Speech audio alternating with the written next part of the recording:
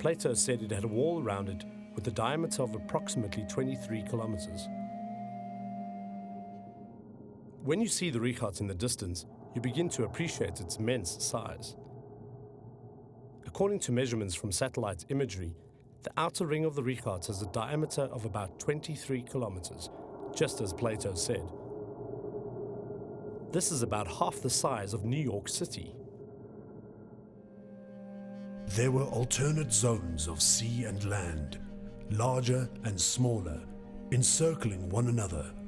There were 2 of land and 3 of water, which were turned as with a lathe, each having its circumference equidistant every way from the center.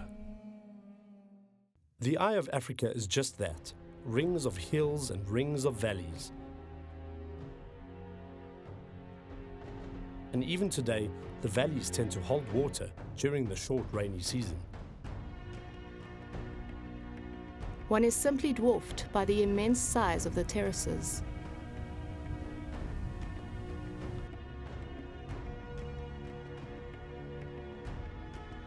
On land, they look like hills that roll into the horizon, but from the air, they form concentric circles. Here we can see that the lower lying areas had been underwater at some point.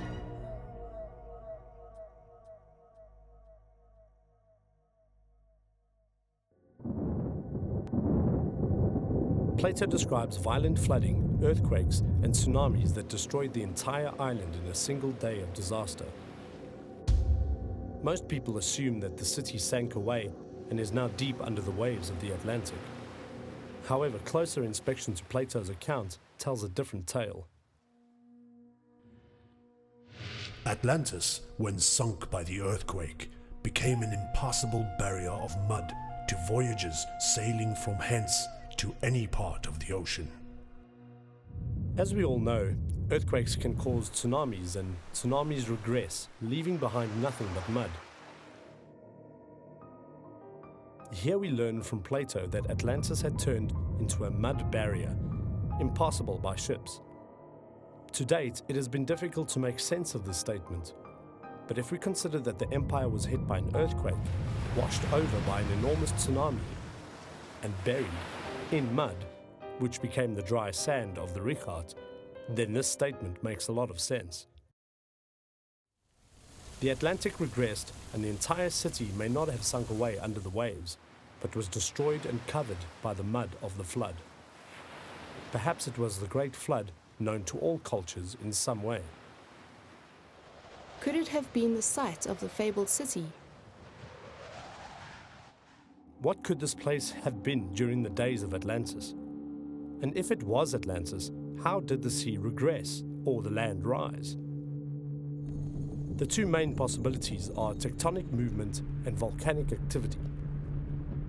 The entire western seaboard of Africa sits on a shifting tectonic plate, and it's very possible that this shifting is raising the land, as the evidence of the shells in inland Mauritania indicates. If we were to go back 12,000 years and the land was 300 meters lower, the entire area around the Eye of Africa would be an island in the Atlantic, the main island of Atlantis. The water would fill the rings of the Richat, leaving the grand terraces of land, the design of Plato's Atlantis. There is evidence of volcanic activity in West Africa. Only about 500 kilometers off the coast of Mauritania lay the volcanic islands of Cape Verde and the Canary Islands, which give clear evidence of volcanic activity in the area. This could have aided to the rise of land within the last 12,000 years. We needed to go back to the finer details in Plato's narrative to see if any evidence on the ground could link the Richat to the legend.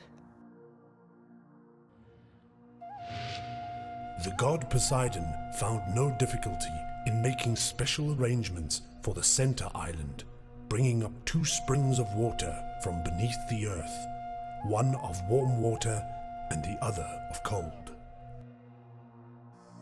We found it interesting that the locals have dug a well in the center island that provides water, and an oasis is formed around it, even though it is in the Sahara, one of the driest places on Earth.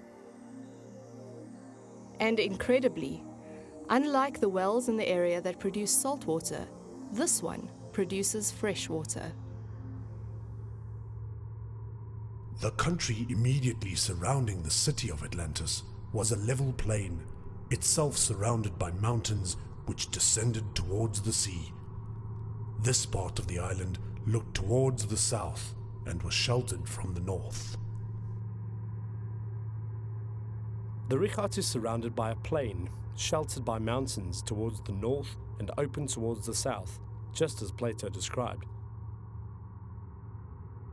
Natalis and I were convinced that we were walking on the same landscape as detailed by Plato. The surrounding mountains of the city flowed with rivers. The desert we see before us today once looked very different. Science has confirmed that the Sahara was once lush and fruitful, an area rich with vegetation and flowing with rivers and streams. We can still see the scars of the riverbeds on satellite imagery, which flow down the mountainside towards the Richat, but most of them have dried up completely. There were a great number of elephants on the island. In and around the Eye of Africa, we discovered a variety of animal remains. In particular, we were shown elephant teeth near the Richat. These finds are proof of a time when the land was grazed by large animals like giraffes and elephants, as the rock paintings near the Richat confirm. Could this have been Atlantis?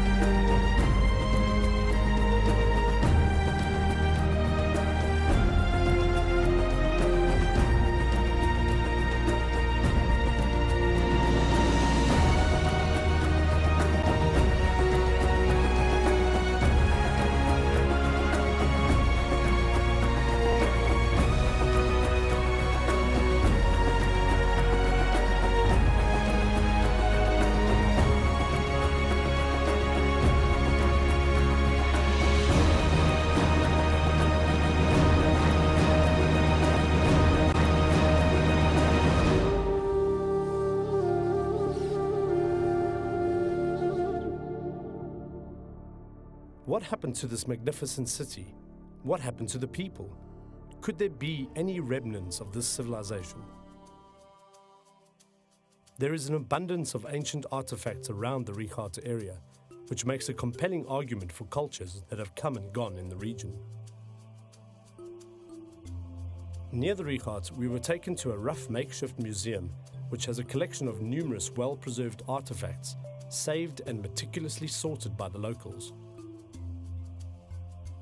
Their written and oral history only goes back about 1,000 years, although it is clear that these relics are far older than their formal history. Some of those remnants are ancient stone spheres, which could have served an artillery function. They have a flattened side, so they can be stored without rolling about. You can assume that they were not used by some lone hunter, but kept in shelves in large numbers and used in organized warfare. It would have been a most effective method of defense. This type of artillery may have also been used in naval warfare. A lot of those stone spheres have been found in and around the Richat. This gives us further evidence for an ancient, sophisticated society in the area with a proper military setup in place. One of the artifacts we were shown is a needle made of stone. The needle is made completely symmetrical and is very smooth. It demonstrates a high standard of workmanship and civilization. A lot of those arrowheads are found near the Richat. They are usually claimed to be around 10,000 years old. The arrowheads are made from stone and are worked with great precision. Plato clearly describes Atlantis as a culture that was handling metals, and copper artifacts are also found around the Richat.